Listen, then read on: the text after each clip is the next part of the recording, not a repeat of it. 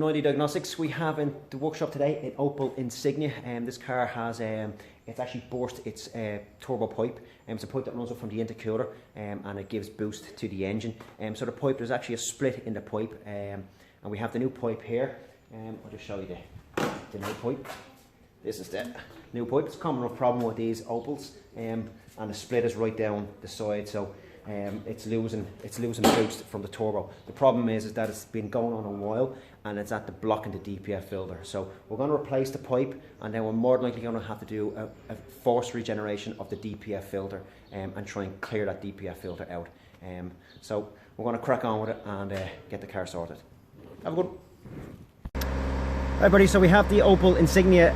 We just replaced the turbo pipe, and we're doing a forced regeneration of the DPF filter.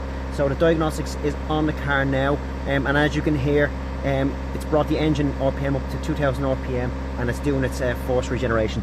So here it is on the computer screen.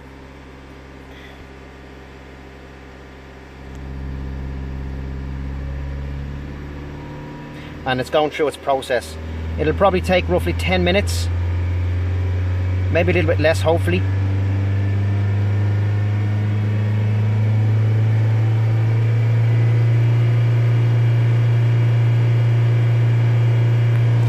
And what's going to happen underneath at the exhaust is probably going to glow red hot to clear out that DPF filter. So we're going to let this do its job, and we're going to monitor it obviously, so we'll talk to you in a little bit.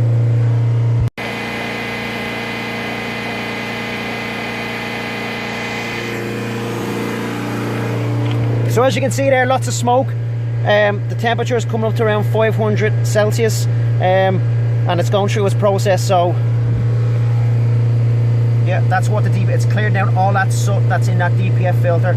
So hopefully this works for the customer. Once it's been completed and it's been successful, we're going to replace the engine oil and oil filter, because it's going to be contaminated with diesel. So we'll let it crack on here.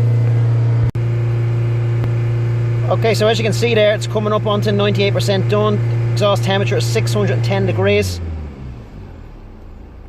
and it's just completed its DPF regeneration.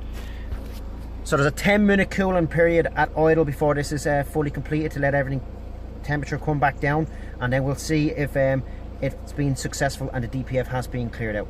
So fingers crossed. Okay, so we've just done the DPF regeneration, and it's been successful. The procedure after it's cooled down is to bring it for a 10-minute test drive. That's been done. The error code has deleted out, and we've also then replaced the engine oil and oil filter. Now, the reason why we replace the engine oil and oil filter is because when it's doing its forced regeneration, and it's done through the diagnostics, it puts extra fuel into the system, and that manages to make its way into the engine oil. So what it does is, on every exhaust stroke of the cylinder, it fires in extra fuel, and that heats up massively, which heats up the DPF and clears out all that soot. But some of that fuel can actually get into the engine oil, so it destroys the engine oil fairly quickly. So we recommend to replace that engine oil to save your engine from any long-term damage. So that's been done. The lights are out, everything is sorted, so we're going to drop the car back to the customer now. Okay, have a good one.